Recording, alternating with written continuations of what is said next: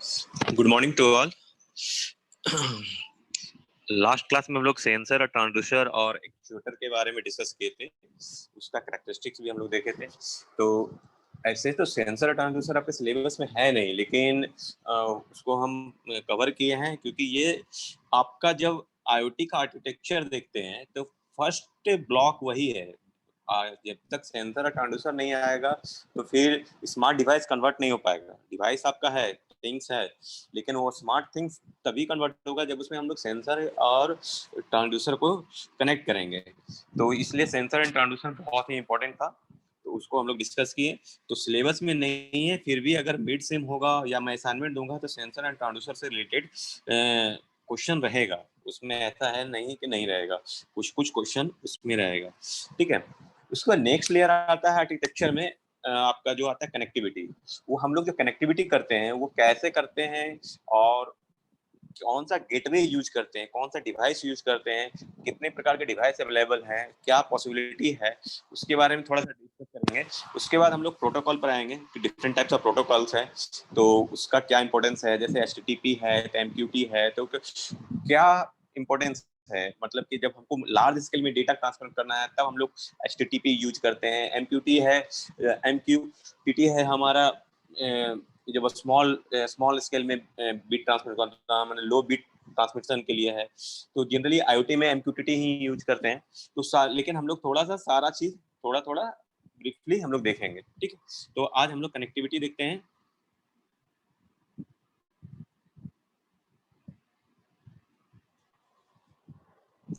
Last class से किन्हीं को कुछ डाउट है तो पूछ सकते हैं।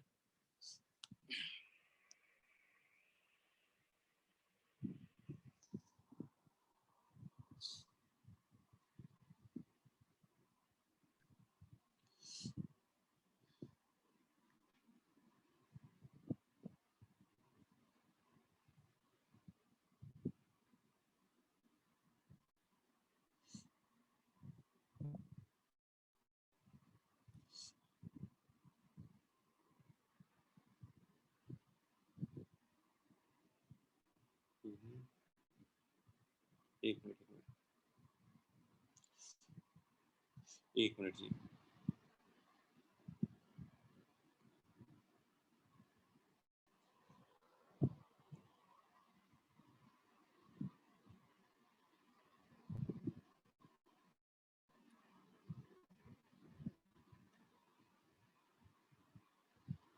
हाँ, कम्युनिकेशन मॉडल इन IoT या कनेक्टिविटी आप लोग बोल सकते हैं। तो देखिए, जनरली इसमें बहुत तरह से वे से हम लोग डिवाइस को कनेक्ट करते हैं।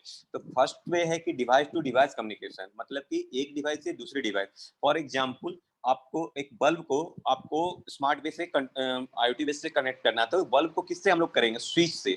मतलब कि स्विच आपका रिमोट लेवल पर हो, मतलब कहीं भी हो, आप उसको ऑपरेट कर सकते हो। तो एक डिवाइस टू डिवाइस क्या हुआ, एक स्विच से एक बल्ब का connection, that is the device to device. फिर डिवाइस टू क्लाउड कम्युनिकेशन हम देखेंगे, इसका फिगर है डिवाइस टू क्लाउड कम्युनिकेशन। मतलब कि मल्टीपल ऑफ डिवाइस, क्लाउड मतलब क्या, रिमोट लेवल पर जो आपका स्टोरिंग है, जहाँ स्टोर हो रहा है डेटा, दैट इज वहां से कनेक्शन। फिर डिवाइस टू गेटवे मॉडल, मतलब गेटवे मॉडल क्या, एक बीच में एक और डिवाइस यूज होगा जो डिस्ट्रीब्यूटेड एलिमेंट को आपको डिफरेंट डिफरेंट डिस्ट्रीब्यूटेड एलिमेंट को एक दूसरे से कम्युनिकेट करवाएगा, that is the gateway model. फिर back in data sharing model, यहाँ होगा कि एक सर्विस प्रोवाइडर से अदर सर्विस, एक डिवाइस जो है एक सर्विस प्रोवाइडर से लेकर दूसरे सर्विस प्रोवाइडर को भी कम्युनिकेट कर सकता है। तो देखिए, फर्स्ट क्या है, डिवाइस टू डिवाइस कम्युनिकेशन। तो डिवाइस टू डिवाइस कम्युनिकेशन में क्या हो रहा है कि device such a bulb from manufacturer A, मतलब कि एक डिवाइस बल्ब है कहीं पर लगा हुआ है आपके रूम में, लेकिन आप उसका जो बोर्ड है, स्विच वहां पर लगा हुआ रहता है, उसी रूम में रहता है, लेकिन आप दूसरे रूम से भी आप कम्युनिकेट कर सकते हो।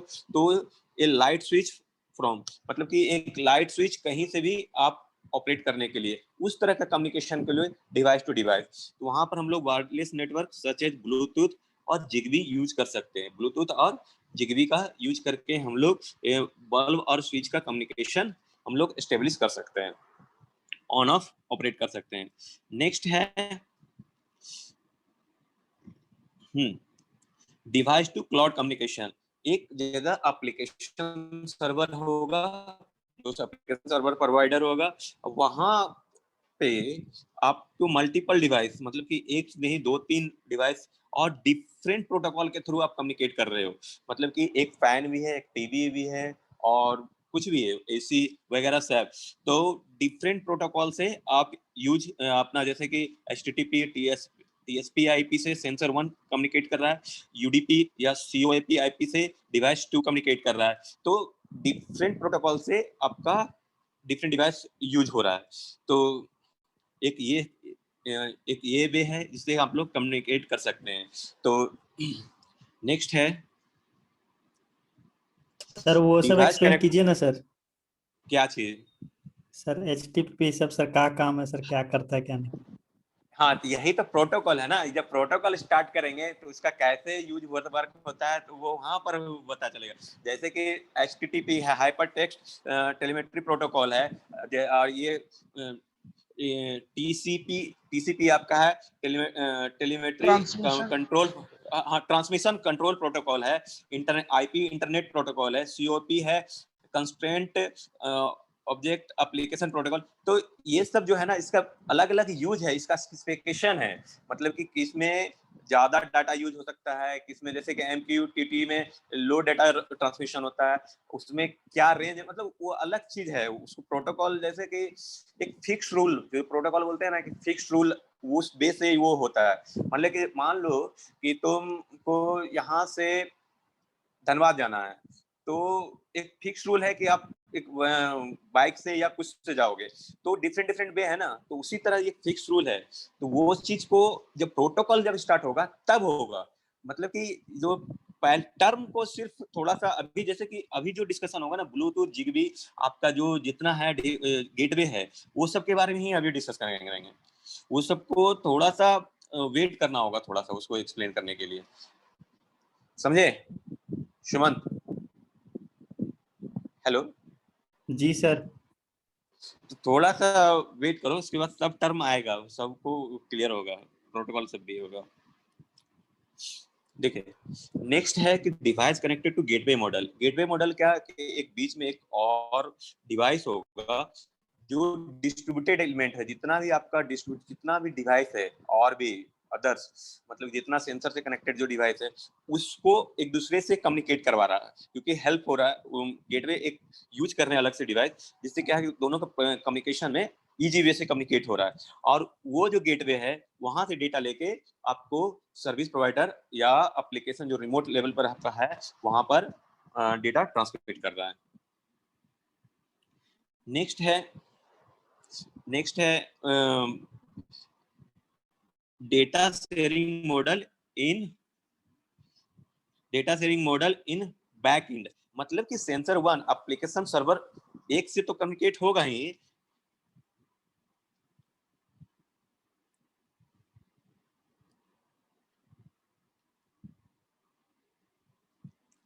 एप्लीकेशन सर्वर एक से कम्युनिकेट होगा और एप्लीकेशन सर्वर 2 से भी कम्युनिकेट होगा, लेकिन वो डायरेक्ट वे से नहीं कम्युनिकेट होगा।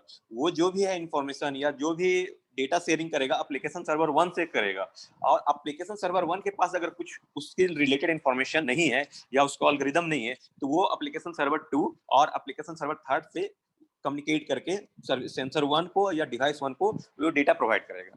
तो ये डिफरेंट डिफरेंट वे से आपका 4 वे है, जिससे आप लोग कम्युनिकेट कर सकते हैं और डिवाइस को कनेक्ट किया जा सकता है। तो इसके लिए जो यूज होता है, जैसे कि ब्लूटूथ का स्टैंडर्ड देखिए यहाँ पे 4.2 लिखा हुआ है, लेकिन हमको जहां तक पता है कि 5.2 होगा और 1.1, डिफरेंट डिफरेंट आपका स्टैंडर्ड ब्लूटूथ आते रहता है मार्केट में, और वो है।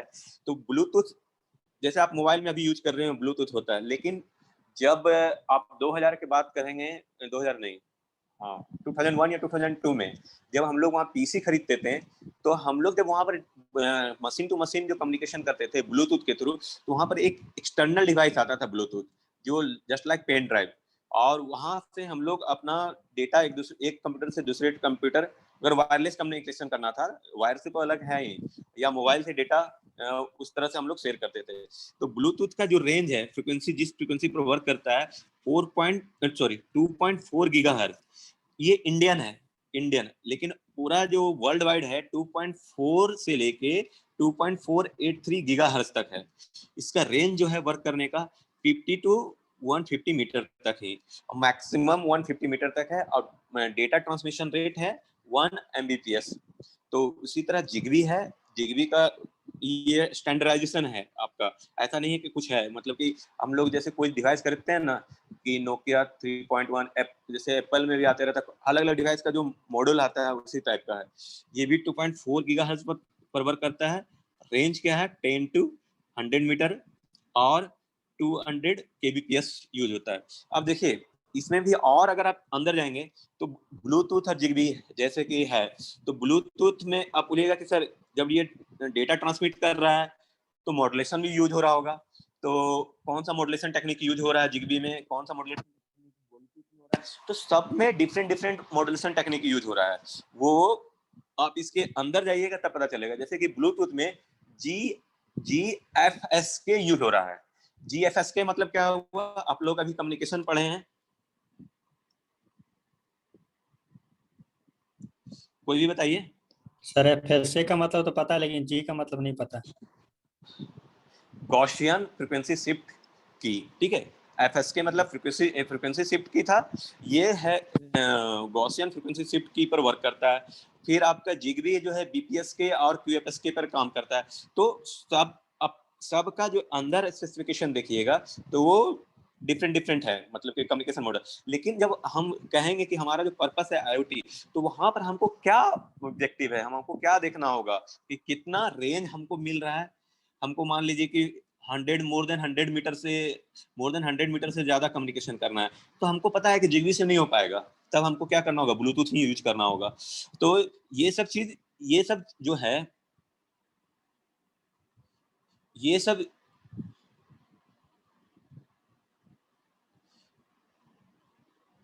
ये सब डेटा हमें हमारे लिए इंपॉर्टेंट है। ये ना कि कौन सा मॉडरेशन टेक्निक पर यूज हो रहा है, इसलिए हम उसको छोड़ के चल रहे हैं। तो वो चीज आपको अगर आपको इंटरेस्ट है तो आप देख सकते हो जो GFS के। अब बोलिएगा GFS के क्या है, तो गॉसियन फेज शिफ्ट के है। तो उसको फिर जैसे कि क्वाड्रेचर फेज शिफ्ट होता है, जो क्वाड्रेचर एंगल से, तो गॉसियन लेवल पर जो फ्रीक्वेंसी शिफ्ट की हो रहा है दैट इज द GFS के, तो उसका डिटेल स्टडी है, ठीक है। तो उसी तरह आपका जेड वे कम्युनिकेशन है, तो उसका जो कम्युनिकेशन जो रेंज है 30 मीटर है। अब बोलिएगा सर ये लो रेंज में ही, लो रेंज वाला का क्यों हम लोग यूज कर रहे हैं, तो लो रेंज का क्या इंपॉर्टेंस है। जब जब हमारा ब्लूटूथ ही था, तो जिगबी का इंपॉर्टेंस इसलिए है कि मल्टीपल डिवाइस आपको कनेक्ट कर सकते हैं, मोर देन, मतलब कि एक साथ जो है ना कम्युनिकेशन, बहुत सा डिवाइस को कम्युनिकेट कर सकते हैं, तो इसका इंपॉर्टेंस जिगबी का यहाँ पर आ जाता है। तो ये चीज है कि डिफरेंट डिफरेंट आपको स्पेसिफिकेशन, उसका आपको इम्पोर्टेंस रहे, सबका अपना अपना इम्पोर्टेंस है। तो हमें क्या जरूरत है उसके अकॉर्डिंग हमको यूज करना होगा।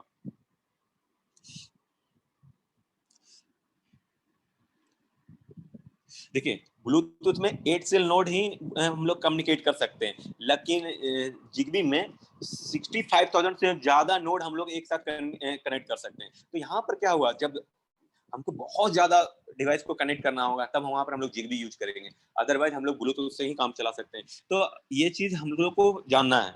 फिर जेड वेव है, जेड वेव मतलब कि वेव मतलब कि फ्रिक्वेंसी रेंज है, उसका नेम है जेड, उसी पर वर्क करता है। तो यहाँ 9 मेगाहर्ट्ज जो इंडियन स्टैंडर्ड है उस पर वर्क हो रहा है। इसका डेटा ट्रांसमिशन 100 केबी है। फिर 6 लो पैन, इसका क्या है, low power personal area network, this one is the low power personal area network है। और इसका रेंज और डेटा रेट नहीं है अवेलेबल है, लेकिन ये भी लार्ज स्केल में जब कम्युनिकेशन करना है तब वहां पर हम लोग यूज कर सकते हैं।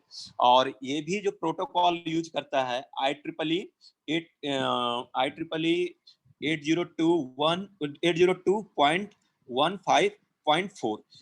तो देखिए यहाँ पर ये बहुत लोग को कंफ्यूजन होगा, सर ये IEEE क्या है, 802.154 या समथिंग जो रहता है वो सब क्या है। तो देखिए ये स्टैंडर्डाइजेशन प्रोटोकॉल है, जैसे HTTP है उसी तरह ये भी है, स्टैंडर्डाइजेशन प्रोटोकॉल फॉलो करने के लिए यूज किया जाता है।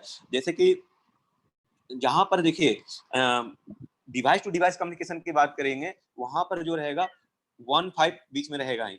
IEEE 802 तो रहेगा ही कम्युनिकेशन प्रोटोकॉल के लिए, लेकिन डिवाइस टू डिवाइस पर्टिकुलर या नेटवर्क में यूज करना है तब 1.5 रहेगा।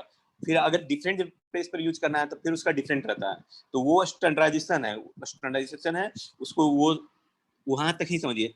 थ्रेड यूज किया जा सकता है, ये भी एक डिवाइस है। वाईफाई यूज कर सकते हैं, तो वाईफाई में आपका जो स्पीड है, रेंज है 50 मीटर तक, और जो स्पीड है 600 के Mbps, 100 maximum, typically 500 Mbps to 1 gigabyte तक। उसके बाद सेलुलर है, जो आपका मोबाइल से डाटा ट्रांसमिट करते हैं, तो वो जनरली 3G 4G आपका जीएसएम जो भी है।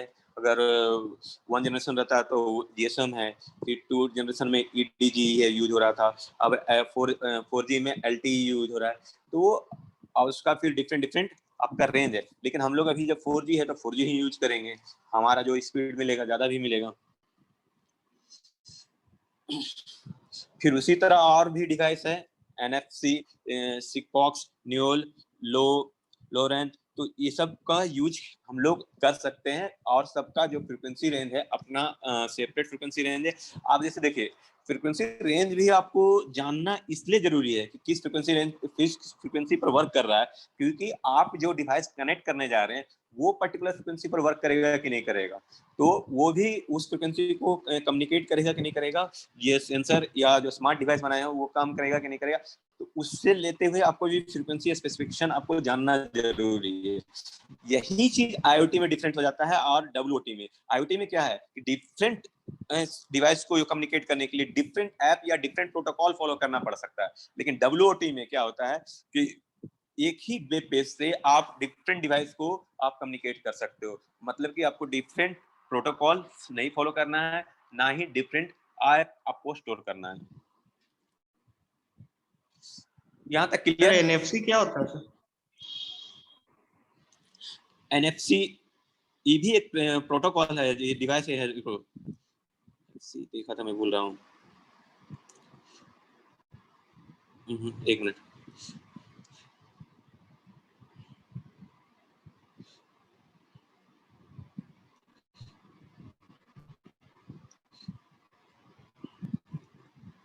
नियर फील्ड कम्युनिकेशन, ठीक है। एनएफसी मतलब नियर फील्ड कम्युनिकेशन। जैसे कि स्मार्ट वॉच से हम लोग यहाँ पर यूज करते हैं ना, स्मार्ट वॉच से मोबाइल फोन यार ये सब चीज, वहां पर हम लोग एनएफसी का जनरली यूज देखते हैं।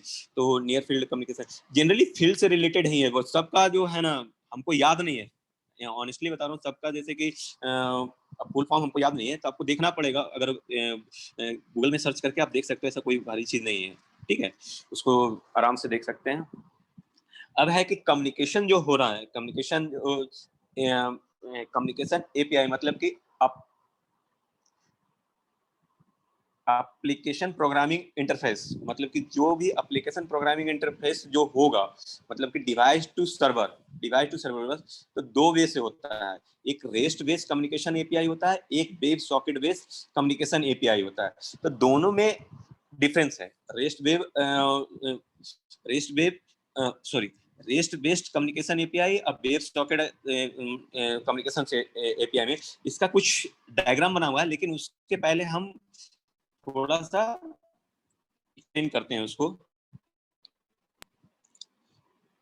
देखिए, डिफरेंट प्रोटोकॉल, देखो ये कंप्यूटर साइंस का जनरली सब टॉपिक है। मतलब कि जो प्रोटोकॉल्स है और gateway generally communication computer science में जनरली यूज करते हैं। तो सारा जो में इवन कंप्यूटर साइंस के भी बहुत से बंदे ये सब प्रोटोकॉल का फुल फॉर्म या जो यूज नहीं कर रहे हैं उसको नहीं पता है। तो इसको थोड़ा सा जो भी टर्म आता है ना, उसको आप देख सकते हो नेट में सर्च करके, तो वो आपको वहां से भी मिल जाएगा। ऐसे हम शेयर करेंगे पीपीटी, तो उसके लास्ट में सब दिया हुआ है, ठीक है। तो एक मिनट,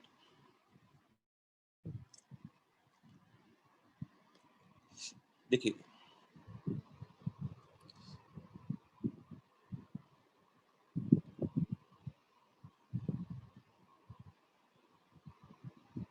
एक minute.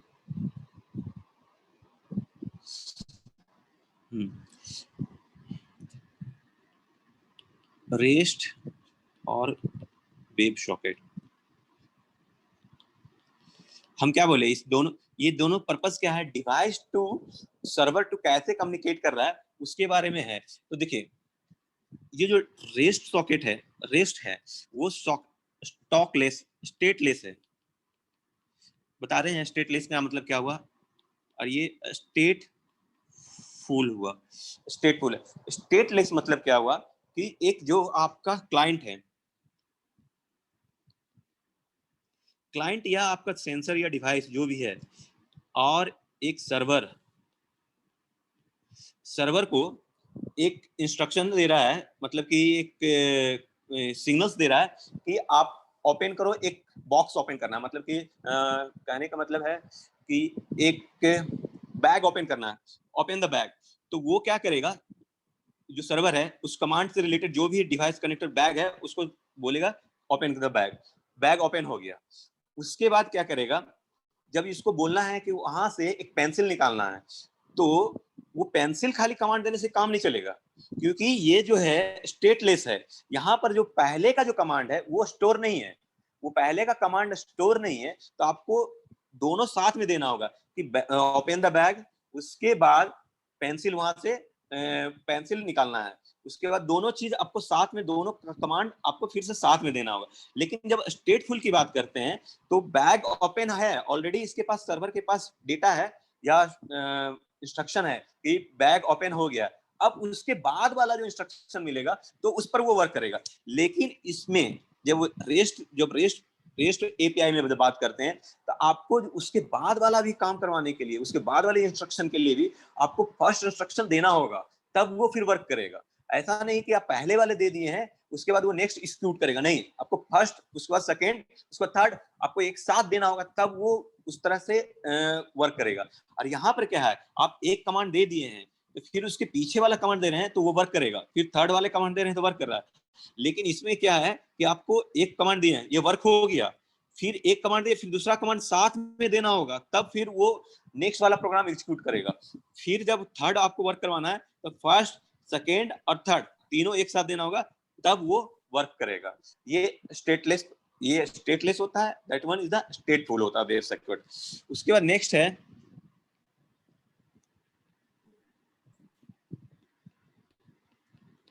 Request response communication model.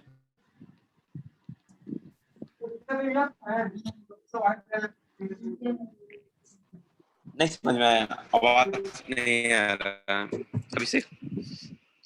हाँ हेलो, हाँ अभिषेक। हम नहीं बोल रहे हैं सर, कुछ हम नहीं बोल रहे हैं। तो क्या बोल रहे, क्वेश्चन था? हेलो सर मैं नहीं बोल रहा था कुछ। ठीक है, हाँ कोई नहीं, ठीक है, जो भी बोल रहे थे उनको क्या क्वेश्चन था मैं यही पूछ रहा हूँ, ऐसा कुछ नहीं है। किन्हीं का आवाज आ रहा था ना पहले। देखिए ये फुल डुप्लेक्स मोड में होता है, मतलब request response communication model. Request response communication model मतलब क्या है कि आपको हर बार रिक्वेस्ट करना होगा, हर चीज के लिए आपको रिक्वेस्ट करना होगा, तब ये आपका आपका रिस्पांस देगा। मतलब कि आप रिक्वेस्ट नहीं करेंगे तो रिस्पांस नहीं देगा। फुल डुप्लेक्स मॉडल मतलब क्या हुआ कि एक दूसरे के साथ कम्युनिकेट हमेशा किया हुआ है, एक दूसरे का चैन है, आप जैसे ही रिक्वेस्ट करेंगे तुरंत रिस्पांस आएगा, मतलब दोनों के साथ एक साथ चैनल बना हुआ है। इसमें क्या है कि पर्टिकुलर आपको एक एक करके रिक्वेस्ट करना होगा, उसके बाद वो रिस्पॉन्स करते जाएगा। यहाँ पर क्या है कि वेब सॉकेट वाले मॉडल में कि आपका पूरा फुल डुप्लेक्स मोड में है, इनपुट और आउटपुट का पूरा कनेक्शन एस्टेब्लिश है सर्वर और क्लाइंट के बीच में। और तो मतलब एक दूसरे का रिस्पॉन्स डेटा जो है ना, वो डेटा आ रहा है उसके पास, उसके अकॉर्डिंग वो वर्क कर रहा है, ना कि उसको रिक्वेस्ट करने की जरूरत है। मतलब कि कोई गाड़ी पार्क लगा, अगर है कि हमारा कार पार्किंग में लगा और डोर ओपन हो जाना है तो पार्क में लगेगा, तो वहां पर फिर हमको रिक्वेस्ट करने की जरूरत नहीं, पार्क में लगा उसके बाद डोर ओपन ऑटोमेटिकली हो जाएगा। वहां पर ऐसा नहीं है कि आपको एक दूसरे पार्किंग के साथ और इसका डोर के साथ अपना हमेशा फुल डिप्लेक्स में, फुल डिप्लेक्स में ये आपका डेटा ट्रांसमिशन हो रहा है। वहां पर जैसे ही पार्क लगेगा वहां पर सिग्नल्स आ गया, और वहां पर सिग्नल्स आने के बाद ऑटोमेटिकली डोर ओपन हो जाएगा। एक मिनट जी। नेक्स्ट है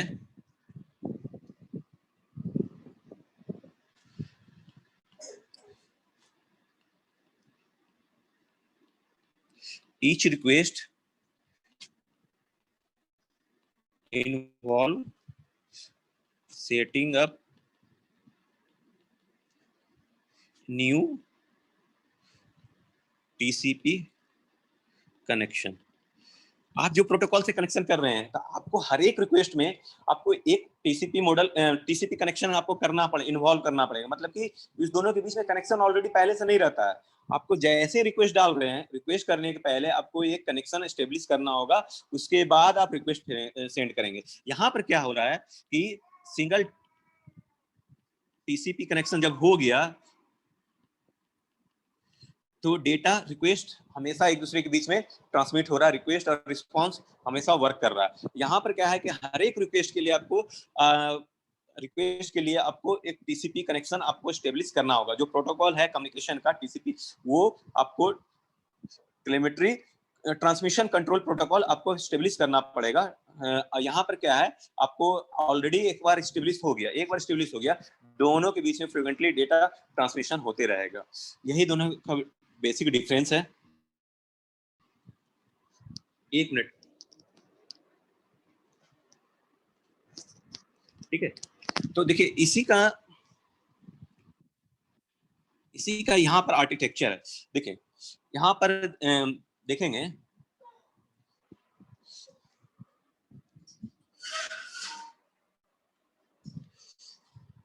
क्लाइंट और सर्वर के बीच में एक बार रिक्वेस्ट विथ प्लेबोर्ड, मतलब जो भी है, मतलब कि मॉडल, उससे रिक्वेस्ट किया तो वहां पर रिस्पांस किया, फिर रिक्वेस्ट किया, उसके बाद उसी से पर्टिकुलर रिस्पांस दे रहा है। मतलब कि जो भी रिक्वेस्ट का मॉडल है वहां से रिक्वेस्ट करने के लिए गेट अप, अपडेट या डिलीट जो भी है विथ प्लेबोर्ड, तो फिर वहां पर रिस्पांस आपका आ रहा है, फिर रिक्वेस्ट फिर रिस्पांस। लेकिन जब आप वेब सॉकेट में आते हैं क्लाइंट और सर्वर के बीच में, एक बार request setup web socket connection ये इनिशियली हो गया, रिस्पांस एक्सपेक्टिंग रिक्वेस्ट हो गया, उसके बाद डेटा फ्रेम दोनों के बीच में एस्टेब्लिश है।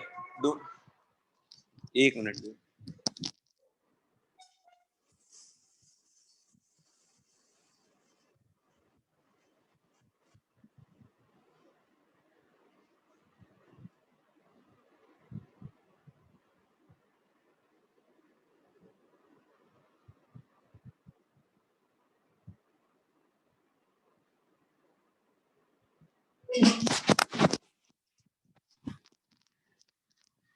हाँ, डेटा ट्रांसमिशन दोनों के बीच में हमेशा करने का जरूरत नहीं है। मतलब कि कनेक्शन करने का जरूरत नहीं है। एक बार कनेक्शन हो गया तो रिक्वेस्ट और ये रिस्पांस दोनों का चलते रहेगा।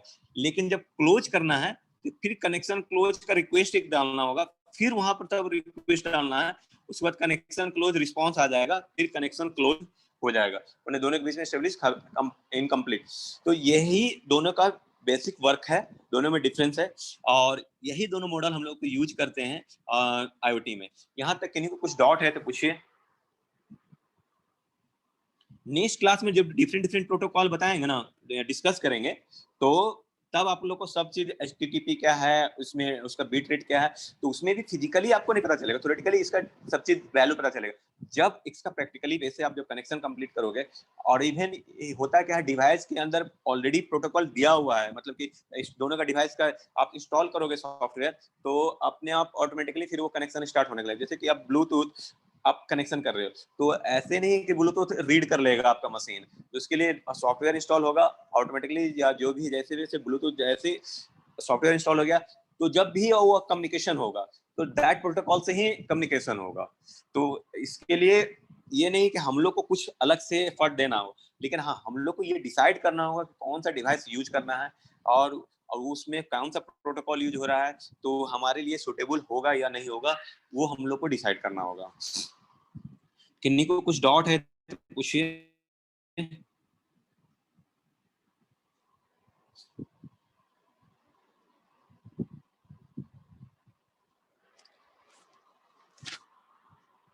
कोई डाउट नहीं।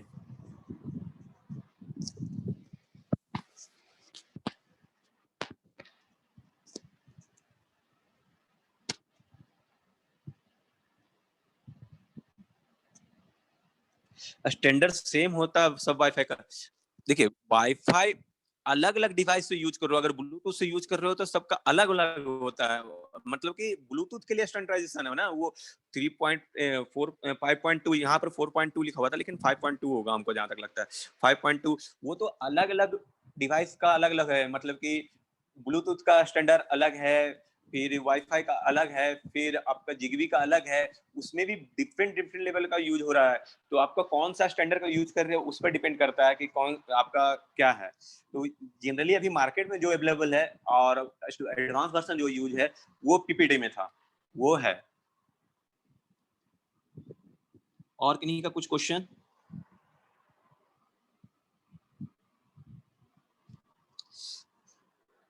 देखिए क्वेश्चन नहीं है तो कल लाइव के लिए हम एक चीज बता रहे हैं कि वाईफाई मॉड्यूल तो टिंकरकैड में नहीं था, लेकिन सुमंत एक सॉफ्टवेयर सजेस्ट किया है तो शायद उसमें है। तो अभी मैं भी पूरा नहीं देखा हूँ लेकिन कल देखूंगा। तो आप लोग जो है ना फ्रिंजिंग बेटा, मैं लिख देता हूँ या मैं शेयर कर दूंगा। फ्रिंजिंग बेटा सॉफ्टवेयर है, उसको उसको आप लोग इंस्टॉल कर लीजिएगा, आपके जिनके पास लैपी है या पीसी है। सॉरी,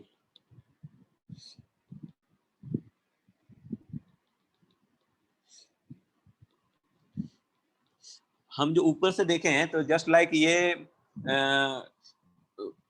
ये इसके तरह है, क्या कहते हैं, टिंकर कैट की तरह ही है, लेकिन और अंदर हम देखेंगे उसका क्या क्या डिवाइस उसमें मतलब कि यूज कर सकते हैं। तो उसको थोड़ा सा आप लोग इंस्टॉल करके रखिएगा, कल जब हम लोग लाइव करेंगे तो ऐसा नहीं कि इंस्टॉल ना हो। तो कल हम लोग इसी पर देखेंगे, ठीक है। अगर नहीं होगा तो फिर टिंकर कैट पर भी आप लोग, टिंकर कैट तो ओपन सोर्स है तो उसको कभी भी उसको इंस्टॉल करने की जरूरत नहीं है, तो कभी भी यूज हो सकता है। तो कल थोड़ा सा इस पर मल्टीपल सेंसर कनेक्ट करने के लिए और उसका रिस्पांस हम लोग रीड करने के लिए देखेंगे। उसके बाद हम लोग नेक्स्ट क्लास में नेक्स्ट लैब में फिर वाईफाई मॉडल से कनेक्शन के लिए देखेंगे। ठीक है, अगर किसी को कुछ डाउट है तो पूछिए, अदरवाइज फिर लैब कर सकते हैं।